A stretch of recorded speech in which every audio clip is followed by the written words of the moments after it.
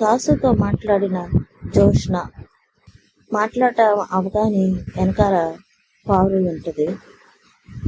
ఎవరితోనే నువ్వు మాట్లాడింది అని జోష్నని అడుగుతుంది. జోష్న ఫ్రెండ్ అయితే ఇంకా దాన్ని ఎవరు ఆపలేరు అని ఎందుకంటున్నావు అంటే పారు అదేదో మాట్లాడుతుంటే దానికి కౌంటర్ ఇచ్చాను అంటది జోష్న. దాసు ఇంటికి రావడం నువ్వు చూసావా అంటది పారు. కావాలని అబద్ధం చెప్పేవా? ఎన్నిసార్లు అడుగుతావు గ్రాని? నా విషయం బయటపడితే నా జీవితం ఏమవుతుందో నాకు అర్థం కాక నేనే టెన్షన్తో చస్తుంటే సాయం చేయాల్సింది పోయి నన్నే చంపుతావేంటి అంటది జోష్న. ఒక పక్క బావ, మరో పక్క తాత, ఇంకో పక్క నువ్వు. దాసును చూసావంటూ రాను మనిషిని నేను ఎక్కడ చూస్తాను? సరే, నేను చూసానే అనుకుందాం. ఆ మనిషి అక్కడ ఉండాలి కదా. చూడు గ్రాని, అనుమానం ఒక జబ్బు లాంటిది. అది బావకు ముదిరిపోయింది. నీకిప్పుడు మొదలయ్యింది. తగ్గించుకో గ్రాని. ముందు ఈ ప్రాబ్లం నుంచి ఎలా బయటపడాలో ఆలోచించు అంటది జోష్న. ఛ అని అక్కడి నుంచి వెళ్ళిపోతుంది. పారు జోష్న అని పిలుస్తుంది. దీన్ని ఎలా అర్థం చేసుకోవాలో తెలియట్లా. ఇది అన్నది కరెక్టే. ఆ కార్తీక్ కూడా తెలివిగా మా మధ్య లేనిపోయిన గొడవలు పెడుతున్నాడు. దీంతో మాట్లాడి దీన్ని ఎలా కాపాడాలో ఆలోచించాలి అంటది పారు. ఎక్కడికే అంటది పారు. జోష్న రూమ్కి వచ్చి. జోష్న నాకేదో అనుమానంగా ఉంది అంటది. పారు ఎవరి మీద అని అంటది. ముందు నేను ఇంట్లో నుంచి బయటకు వెళ్ళాలంటది జోష్న. ఎందుకు అంటది పారు. మనం ఫోన్లో మాట్లాడుకుందాం అంటది జోష్న. ఎవరైనా అడిగితే ఏం చెప్తావు అంటది పారు. నాకు తెలియదని చెప్పు అంటది జోష్న. ఎందుకో తెలుసుకోవచ్చా అంటది పారు. కొన్ని తెలుసుకోకుండా ఉండటమే మంచిదంటది జోష్న. రిపోర్ట్స్ వస్తాయని భయపడుతున్నావా అంటది పారు. డాక్టర్ రాదు, రిపోర్ట్స్ రావు అంటది జోష్న. ఏవైనా చేసావా అంటది పారు. కొన్ని నువ్వు వెంటనే తెలుసుకోకపోవటమే మంచిది గ్రాని. అది కాదే అంటది పారు. నువ్వు ఇక్కడే ఉండు, నేను వెళ్తున్నా అంటది జోష్న. అని పారు పిలిచే కొందుకు జోష్న వెళ్ళిపోతుంది. దీనికి ఎందుకు అనుమానం వచ్చింది అంటే ఎక్కడికి పోతుంది అంటది పారు. అనుకుంటది మనసులో పారు. ఏదో చేసింది. డాక్టర్ని ఏమన్నా చేసిందా అని భయపడతా ఉంటది పారు. దిగొస్తున్న జోష్న పైనుంచి. ఈలోపు డాక్టర్ గారు ఫైల్ తీసుకుని రిపోర్ట్స్ తీసుకుని హాల్లోకి వచ్చింది. హాల్లోనే అందరూ ఉన్నారు. రండి డాక్టర్, కూర్చోండి అంటాడు డాక్టర్ గారిని శివనారాయణ. అమ్మ దీప, నువ్వు వెళ్ళి జోష్నాన్ని పిలుచుకురమ్మంటాడు శివనారాయణ. పారును కూడా పిలువ అంటాడు కార్తీక్.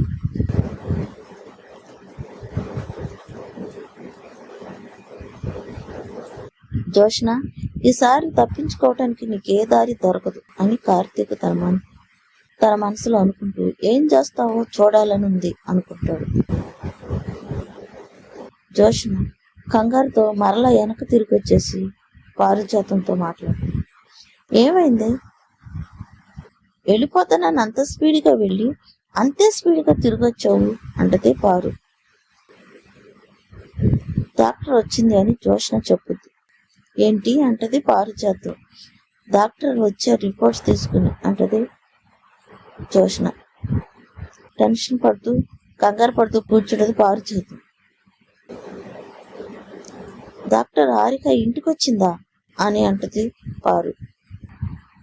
రిపోర్ట్స్ తీసుకునే వచ్చింది అంటది జోష్న. సత్యం అనుకుంటది పారిజాతం. అందరికి తెలిసిపోయిందా అని పారిజాతం అంటది. ఇంకా లేదు అని జోష్న అంటది. నన్ను పిలవమని తాత దీపతో చెప్పాడంటది. అమ్మో అంటది పారు. డాక్టర్ రాదు, రిపోర్ట్స్ రావన్నావు కదే అంటది పారిజాతం. నాకున్న ఇన్ఫర్మేషన్ పవర్, డాక్టర్ అక్కడ వేరే సర్జరీకి వెళ్ళాలి, రిపోర్ట్స్ కూడా ఈ రోజు రాకూడదు అంటది జోష్న. కానీ ఎలా జరిగిందో ఏం జరిగిందో అర్థం కావటం లేదు అంటది జోష్న. హలో, అయ్యో ఎలా జరిగినా రిపోర్ట్స్ వచ్చాయి కదే అంటది పారు. తప్పించుకునే దారి కూడా లేదు. ఒక పంచే కిందకి దిగేసి పారిపో అంటది పారిజాతం. పారిపోతే ప్రాబ్లం ఆగుతుందా అని అంటుంది జోష్న. రిపోర్ట్స్ రావేమో అనుకున్నాను కదా అని పారిజాతం కంగారుతో అంటుంది. అసలు ఆలోచించే అవకాశమే లేకపోతుందని నాకేం తెలుసు అంటది పారిజాతం.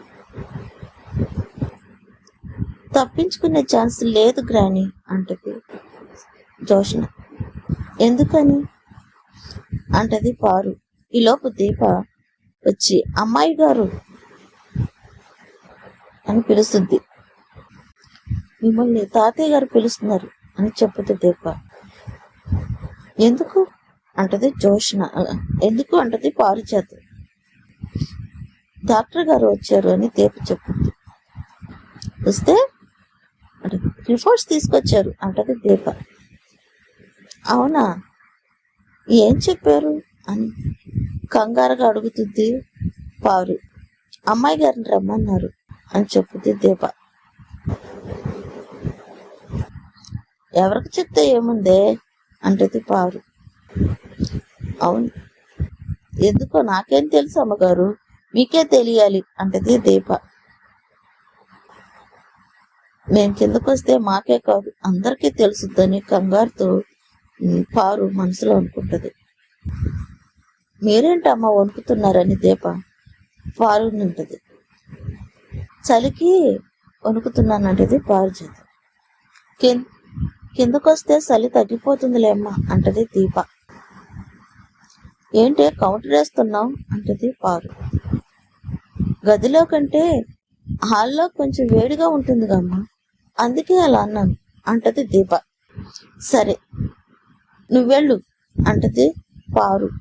పెద్దయ్య గారితో ఏం చెప్పమంటారు అంటది దీప. బెదిరించినట్టు మాట్లాడుతున్నావు అంటది జోష్న. లేదమ్మగారు, నా మాటలకి మీరు బెదురుతున్నారా అంటది దీప. నా మాటలు బెదిరించినట్టుగా ఉండేది, మేము దేన్ని చూసి భయపడము అంటది జోష్న. నేను శివనారాయణ గారి మనవరాలిని అంటది జోష్న. ఆ మాట మరొకసారి చెప్పండి అంటది దీప. నీలాంటి వాళ్ళు ఒకటికి 2 సార్లు చెప్పుకోవాలి గాని నా మనవరాలకి ఏం కర్మ, ఇది శివనారాయణ వారసురాలు అంటది పారిజాతం. అవునమ్మా, కింద కూడా అదే అంటున్నారు, అంటే ఏం చెప్పుకుంటున్నారు అంటది పారిజాతం. అదే అమ్మాయి గారు శివనారాయణ గారు వారసత్వం అని అంటది దీప. మీరు నాతో వస్తారా, నా వెనకొస్తారా అంటది దీప. పారిజాతం, నీ వెనకొస్తాం, వెళ్ళు అంటది. సారీ అమ్మా, పెద్దయ్య గారు దగ్గరుండి మరీ తీసుకురామన్నారు దీప. అంత దగ్గరుండి తీసుకురామంటావు ఎందుకు అంటది పారిజాతం. పారిపోతారని అంటది దీప. ఏంటన్నావు అంటది పారిజాతం. అదే జారిపోతారని అంటది దీప. నేనెందుకు జారిపోతాను అంటది పారిజాతం. చలికి వణుకుపోతున్నారు కదా అంటది దీప. అడుగులు సరిగా పడకపోతే జారిపోతారు అంటది దీప. నేను గట్టిగానే నడుస్తాలే అంటది పారిజాతం. నేను పట్టుకుంటారండి, జారకుండా తీసుకెళ్తాను అంటది దీప. మీకు అన్నిటికీ మొహమాటమే అని పారు చేపట్టుకోబోతుంది. పారు చేపట్టుకుని తీసుకెళ్తాను. అమ్మాయి గారు మీరు కూడా రండి అని జోష్నని పిలుస్తుంది. రావే, ఇదేదో ఒకటి చేసేలాగా ఉంది అంటది పారు జోష్నని. మనసులో జోష్న ఇప్పుడు నేనేం చెప్పాలి అనుకుంటూ ఉంటది. ఎలా తప్పించుకోవాలి? దీప, అమ్మాయి గారు వస్తున్నారా, తాతగారిని రమ్మంటారా అంటది. ఆ వస్తున్నా అంటది జోష్న. పారిజాతం చేపట్టుకుని మరి తీసుకెళ్తుంది దీప. రాలేక చస్తున్నాను అని మనసులో అనుకుంటుంది. అంత అయిపోయిందని ఎంతో టెన్షన్ పడిపోతుంది. ఇక నుంచి నేను దాసు కూతురుగా బ్రతకాల్సిందే. చిచ్చి అనుకుంటూ జోష్న కింద హాల్లో అందరూ ఉన్నారు. దీప దిగుతుంది. దీప వెనకాల పారు, పారు వెనకాల జోష్న వస్తున్నారు. జోష్న మొహంలో, పారు మొహంలో భయం కనపడుతుంది, టెన్షన్ కనపడుతుంది. బావా, లేట్ చేయొద్దు బావా, రిపోర్ట్స్ వచ్చేసినాయి కాబట్టి చెల్లెమ్మను రేపు హాస్పిటల్కి తీసుకెళ్దాం అంటాడు కార్తీక్ వాళ్ళ నాన్న. అలాగే బావా అంటాడు జోష్న వాళ్ళ నాన్న. రా ఇలా కూర్చో అంటాడు శివనారాయణ జోష్నని. డాక్టర్ గారు, ఈ రోజు మీరు వస్తారని నేను అస్సలు అనుకోలేదు అని పారిజాతం డాక్టర్ గారితో అంటది. నేను ఇవాళ రాకోకుండా ఉండాల్సింది, రేపు రావాల్సింది అంటది డాక్టర్ గారు. నేను ఈ రోజే రమ్మన్నారు నన్ను కార్తీక్ అని చెప్పుద్ది డాక్టర్ గారు. జోష్న బాధ చూడలేకపోయాను పారు అంటాడు కార్తీక్. అంతలా ఏం బాధపడిందని భయంతో నవ్వుతూ చెప్తుంది పారు. జోష్న అత్త గురించి జోష్న మాటలు విన్నాక భోజనం చేసేటప్పుడు వెంటనే డాక్టర్ గారికి ఫోన్ చేశాను. రిపోర్ట్స్ తీసుకుని మార్నింగ్ వస్తాను అంటే మీరు ఏ పనున్నా పోస్ట్ పోన్ చేసుకోండి. మా జోష్న రిపోర్ట్ కోసం ఎంతగానో వెయిట్ చేస్తుంది. అఫ్ కోర్స్ మేమంతా కూడా వెయిట్ చేస్తున్నాం అనుకోండి. కాకపోతే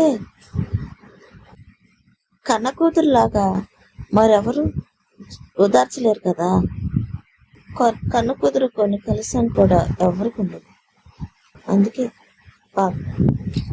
డాక్టర్ గారు రిపోర్ట్స్ వచ్చారనగాని పరిగెత్తుకుంటూ వచ్చింది జోష్న అంటాడు కార్తీక్. పరిగెత్తుకుంటూ వచ్చిందా అంటే పారు అంటది. అదొకలాంటి పరుగు పారు అంటాడు కార్తీక్. ఆ నడకలో ఎంత భయం ఉందో నాకు తెలియదా ఏంటి అంటాడు కార్తీక్. కాసేపట్లో భయాలన్నీ పోతాయి. భయాలు కాదరా, నిజాలు బయటపడితే మేమే పోతాం అని పారు చేద్దాం మనసులో అనుకుంటాం. కార్తీక్, డాక్టర్ గారు జోష్న వచ్చాక రిపోర్ట్స్ గురించి చెప్తానన్నారు కదా, చెప్పండి అంటాడు కార్తీక్. డాక్టర్ గారు ఎందుకు కొంచెం డల్గా ఉన్నారు. డాక్టర్ గారు అందరూ ఇంకా చూస్తున్నారు. అందరూ డాక్టర్ గారు ఇంకా అందరూ చూస్తున్నారు. డాక్టర్ గారు, శివనారాయణ గారు, మీ మనవరాలు బెడ్ శాంపిల్స్ మీ కోడలు గారికి మ్యాచ్ అవ్వలేదు అని డాక్టర్ గారు చెప్తారు. అందరూ షాక్. అందరూ లేచి నిలబడతారు ఒకసారిగా. టెన్షన్ పడుతుంది. మ్యాచ్ అవ్వలేదా అంటాడు కార్తీక్ వాళ్ళ నాన్న. ఒక నిమిషం ఉంటాడు. ఏమన్నారు డాక్టర్ గారు? సుమిత్ర అత్తగారు కూతురు జోష్న శాంపుల్స్ మ్యాచ్ అవ్వలేదా అంటాడు కార్తీక్. అవును కార్తీక్ అంటది డాక్టర్ గారు. మేము రెండు మూడు సార్లు చెక్ చేసాం, శాంపుల్ రిజల్ట్ వచ్చింది అంటే డాక్టర్ గారు. రిజల్ట్స్ చూసి మేమే షాక్ అయ్యాం అంటారు డాక్టర్ గారు. షాక్ అవటం ఏంటి మేడం, బ్రెయిన్ స్టక్ అయిపోతుంది అంటాడు కార్తీక్. మా జోష్న బెడ్ శాంపుల్స్ మ్యాచ్ అవ్వకపోవటం ఏంటి అంటాడు కార్తీక్. జోష్న మనం అట్టంతా దొరికిపోయామే అని పారు చేద్దాం మనసులో అనుకుంటుంది. మన కథ క్లైమాక్స్కి వచ్చింది, తప్పించుకునే దారే లేదు అంటుంది. కార్తీక్ వాళ్ళ అమ్మ జోష్న శాంపుల్ మ్యాచ్ అవ్వకపోవటం ఏంటి అంటది. ఒకవేళ జోష్న శాంపుల్స్ మ్యాచ్ అవ్వకపోతే కన్న కూతురు కానట్టేనని ఆ రోజు డాక్టర్ అన్నారనుకుంటాను. ఏం డాక్టర్ అని కార్తీక్ అంటాడు. డాక్టర్ గారు అవును అన్నాను అంటారు. తప్పు మీ వైపు ఉన్నప్పుడు ఎన్నైనా అంటారని జోష్న గట్టిగా అంటది. తప్పు మా వైపు ఉందా అంటారు డాక్టర్ గారు. ఎస్ అంటది జోష్న. నా బెడ్ శాంపుల్ మా మమ్మీతో మ్యాచ్ అవ్వలేదంటే తప్పు నాది కాదు. టెస్టింగ్ సరిగ్గా చేయకపోవటం మీది తప్పు అంటది జోష్న. జోష్న అని పిలుస్తారు డాక్టర్ గారు. మీరు అంత గట్టిగా అరిసినంత మాత్రం నేను ఇదే నిరూపించగలను అంటది జోష్న. ఎందుకంటే నాకు డే 1 నుంచి మీ ట్రీట్మెంట్ మీద కానీ మీ హాస్పిటల్ మీద నుంచి కానీ నాకు నమ్మకం లేదు అంటది జోష్న. అవును మరి తప్పించుకోవటానికి భలే మెలకు పెట్టావుగా అంటాడు కార్తీక్ మనసులో. రేయం పగలో మా ట్రీట్మెంట్ జరుగుతూనే ఉంటది. ఎప్పుడు ఎక్కడ ఏ ప్రాబ్లమ్స్ రాలేదు అంటారు నా డాక్టర్ గారు. సో ఇప్పుడు కూడా ఏ ప్రాబ్లం రాలేదు అని అంటారు డాక్టర్ గారు. ఏం కార్తీక్ పొరపాటు జరిగిందని మీరు నమ్ముతున్నారా అంటాడు డాక్టర్ గారు కార్తీక్.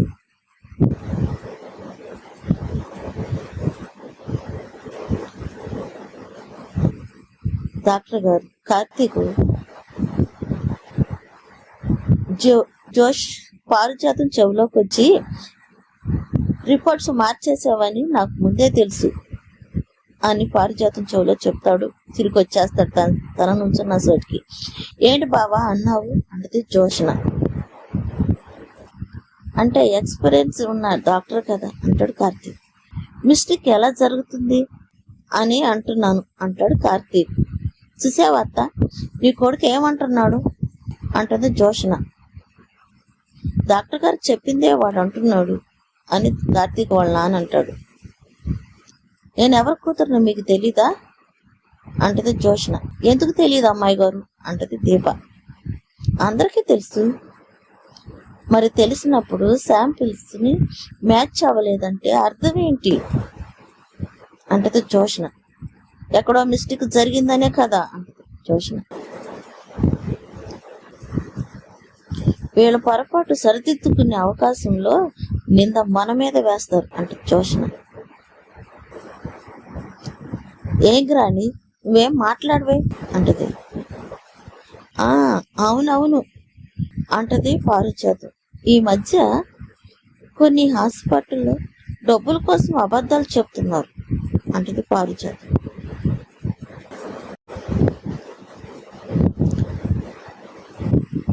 డబ్బుల కోసం ఇలాంటి అవసరం చెప్పాల్సినంత అవసరం ఏముంటుందండి అని డాక్టర్ గారు అంటారు.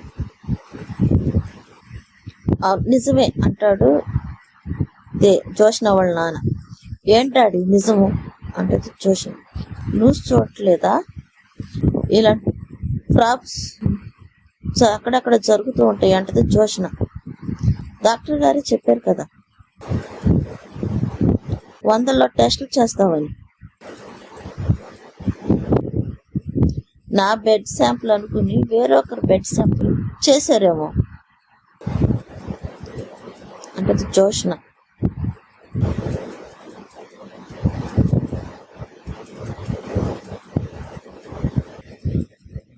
నా బెడ్ శాంపుల్ మీద స్టిక్ చేసిన కోడ్ పొరపాటున నర్సు నిర్లక్ష్యం వల్ల ఊడిపోయి ఉండొచ్చు. అది వేరొక దాంట్లో కలిసిపోయి ఉండొచ్చు. దాని రిజల్ట్ ఇలా వచ్చుండవచ్చు. మనం డాక్టర్స్ ని బ్లైండ్స్ గా ఎందుకు నమ్మాలి అంటది జోష్న. డాక్టర్ గారు ఇది చాలా పెద్ద ఎలివేషన్ జోష్న అంటారు డాక్టర్ గారు. ఈ రిపోర్ట్స్ రాంగ్ అని నువ్వు ప్రూవ్ చేయగలిగింది నేను ఈ డాక్టర్ వృత్తి మానేసేసి ఇంట్లో కూర్చుంటాను అని డాక్టర్ గారు చెప్తారు. మీరు ఎక్కడైనా కూర్చోండి అని జోష్న. నేను ఏది ఎవరికి ప్రూఫ్ చేయాల్సిన అవసరం లేదు అంటూ జోష్న.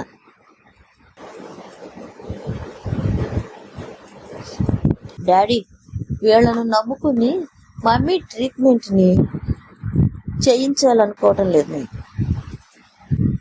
మనం కేరళ వెళ్దాం. అక్కడ నా ఫ్రెండ్ ఉంది, చాలా మంది డాక్టర్స్ ఉన్నారు. మమ్మీ చాలా అర్లీగా రిటైర్ అవుతుంది. అంటే జోష్న, తప్పించుకోవడానికి దేశం వదిలి పారిపోయే ప్లాన్ వేస్తున్నాం మరదలా అంటాడు కార్తీక్. డాక్టర్, ఇప్పటి వరకు మీకు ఫీజు ఎంత అయిందో చెప్పండి, మీకు ఇచ్చేస్తాం అంటది జోష్న. డాక్టర్, మేము ఈ ప్రొఫెషన్ డబ్బులు సంపాదించడానికి కాదు అంటది డాక్టర్ గారు. ప్రాణాలు కాపాడడానికి అంటారు డాక్టర్ గారు. మిమ్మల్ని చూస్తేనే అర్థమవుతుంది అంటది పారిజాతం. జోష్న నువ్వు ఆగు అంటాడు. కరెక్ట్ కాదని వాళ్ళ నాన్న అంటాడు. జోష్న వాళ్ళ నాన్న. మీరు ఈ రిపోర్ట్స్ నమ్ముతున్నారా అంటది జోష్న. కదా, తప్పుడు ఎక్కడైనా జరగచ్చు, కానీ మాట్లాడే విధానం ఇది కాదు. Doctor Harika best doctor. తన గురించి పూర్తిగా నాకు తెలుసు. ఇక రిపోర్ట్స్ గురించి అంటావా? మిస్టేక్ ఎక్కడ జరిగిందో తెలియదు, కానీ మీ అమ్మని కెనడా తీసుకెళ్ళినా, ఆస్ట్రేలియా తీసుకెళ్ళినా ట్రీట్మెంట్ అయితే ఇదే. ఓకే సార్, నేను బయలుదేరుతాను అంటది డాక్టర్ గారు.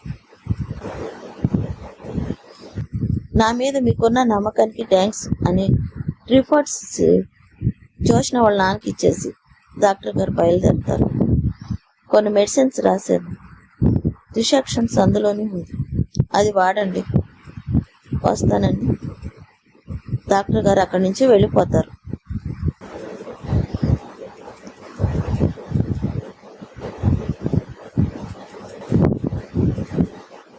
బావా, ఇప్పుడు ఏంటి పరిస్థితి అంటాడు కార్తీక్ వాళ్ళు. నా కూతురు పెళ్లి చూసే యోగి నా రాతలో లేనప్పుడు ఎవరెంత తాపత్రపడితే మాత్రం ఏ ఉపయోగం లేదని అంటది జోష్న వాళ్ళమ్మ. సుమిత్ర, ఏం జరగలేదు, ఓకేనా? ఎస్ఎఫ్టీ ఆపరేషన్ చేసిన వాళ్ళకు కూడా పిల్లలు పుడతారు, ఆపరేషన్ ఫెయిల్ అంటారు. కొన్ని మనం అర్థం చేసుకోవాలి. నువ్వు వెళ్ళి రెస్ట్ తీసుకో అంటాడు దశరథ. బావా, ఏం బయలుదేరుతాం అంటాడు కార్తీక్ వాళ్ళను. నువ్వు దీప కూడా బయలుదేరండి అంటాడు శివనారాయణ కార్తీక్ దీప. శౌర్య అని పిలుస్తారు. తాత అంటది. ఇలా రా శౌర్య అంటాడు శివనారాయణ. ఏంటి ముద్దులు తాత అంటది పరుగున వచ్చి. అమ్మా నాన్న వెళ్ళిపోతున్నారు, నువ్వు కూడా వెళ్ళు, బాయ్, మళ్ళీ మనం కలుద్దాం అంటే శివనారాయణ. బాయ్ ముద్దులు తాత అని టాటా చెప్పుద్ది శౌర్య. బాయ్ అవమ్మా అంటది. పదరవుడి అని చెయ్యి వేసి కార్తీకులు తీసుకెళ్తాడు. పదమ్మ అంటాడు. ఉంటానన్నయ్య అంటది కార్తీక్ వాళ్ళమ్మ దశరథని. జాగ్రత్త వదిన అని చెప్పుద్ది. అమ్మాయి టైం కాట్ అన్నట్టుగా మనసులో పారిజాతం ఊపిరి పీల్చుకుంటది. మమ్మీకి ఏం కాదు డాడీ అని జోష్న అక్కడి నుంచి పైకి వెళ్ళిపోతుంది. శివనారాయణ కూడా వెళ్ళిపోతాడు. పారిజాతం కూడా పైకి వెళ్ళిపోతుంది మనవరాలు వెనకే. డాక్టర్ చెప్పింది నిజమా, పొరపాటు జరిగిందా అని దశరథ మనసులో అనుకుంటాడు. ఇంకా కార్తీక్ వాళ్ళ ఇంటికి అందరూ వచ్చేసేస్తారు. కార్తీక్ దీప మంచినీళ్ళు తీసుకుని వాళ్ళ అత్తయ్యకి ఇస్తుంది. మామయ్య గారు కాఫీ తాగుతారా అని దీప వాళ్ళ మామయ్యని అడుగుతుంది. నాకు ఇప్పుడేం వద్దమ్మా అంటాడు. బావా నీకు అంటది దీప. తలకాయ ఊపుతాడు వద్దని. సరే నేను వెళ్ళి వేడి నీళ్ళు పెట్టి శౌర్యకి స్నానం చేపిస్తాను అంటది దీప. కాంచిన దీప చేపట్టుకుని దీప అంటది. ఏంటత్తయ్య అని దీప అతను అడుగుతుంది. మీరిద్దరు నా దగ్గర ఏదైనా దాస్తున్నారా అంటది కార్తీక్ వాళ్ళమ్మ. దీప జోష్న శాంపిల్స్. మేము నీ దగ్గర ఏదో దాసామంటాం. కొన్ని వినేటప్పుడు అర్థం కాదురా, జరిగేటప్పుడు అర్థమవుతుంది అంటది కార్తీక్ వాళ్ళమ్మ. ఏంటత్తయ్య అంటది దీప. జోష్న శాంపుల్స్ మ్యాచ్ అవ్వలేదు అనగానే అందరం ఒక ఆశ్చర్యం చూశాను, కానీ మీ ఇద్దరిలో మాత్రం భయం చూశాను. అదే భయం జోష్న పారిజాతం ముఖంలో కూడా చూశాను.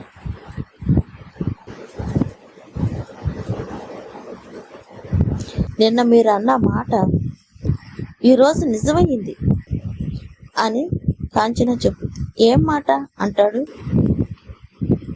కార్తీక్ వాళ్ళ నాన్న. జోష్న శాంపుల్స్ మ్యాచ్ అవ్వని వీళ్ళిద్దరికి ముందే తెలుసండి అంటది కాంచన.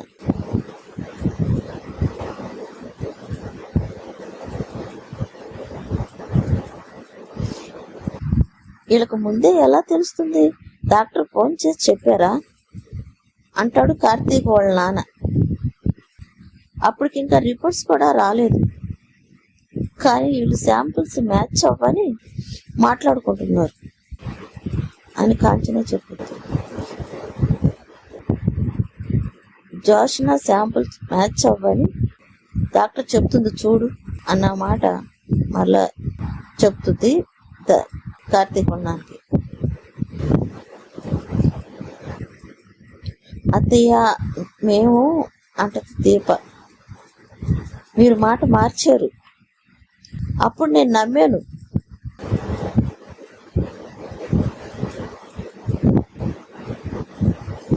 ఈరోజు జరిగింది చూశాక రాత్రి మీరేం మాట్లాడుకున్నారో నాకు అర్థమయ్యింది.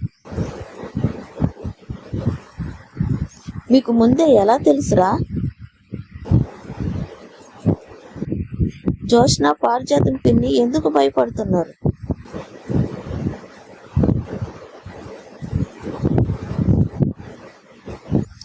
వాళ్ళు ఎందుకు భయపడుతున్నారో నాకు తెలుసు అన్నట్టు మీరిద్దరు ఎందుకు చూస్తున్నారు? ఇక్కడ మా అందరికీ తెలిసింది ఒక కథ, మాకు తెలియకుండా జరుగుతుంది మరొక కథ అనిపిస్తుంది అంటది కాంచన. అమ్మకి తెలిసిపోతుంది, నిజానికి దగ్గరగా వచ్చింది అని కార్తీక్ మనసులో అనుకుంటాడు. చెప్పండిరా, అడుగుతుంది మిమ్మల్నేగా అంటది కాంచన. జరిగేది చూస్తుంటే జోష్న మా అన్నయ్య సొంత కూతురు కాదని ఎవరైనా చెప్తారేమో అనిపిస్తుంది అని కాంచన అంటది.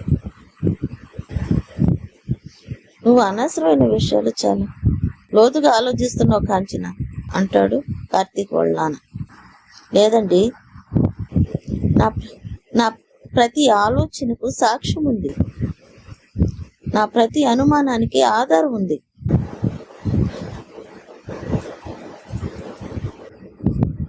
సాక్ష్యం కార్తీక్, ఆధారం దీప.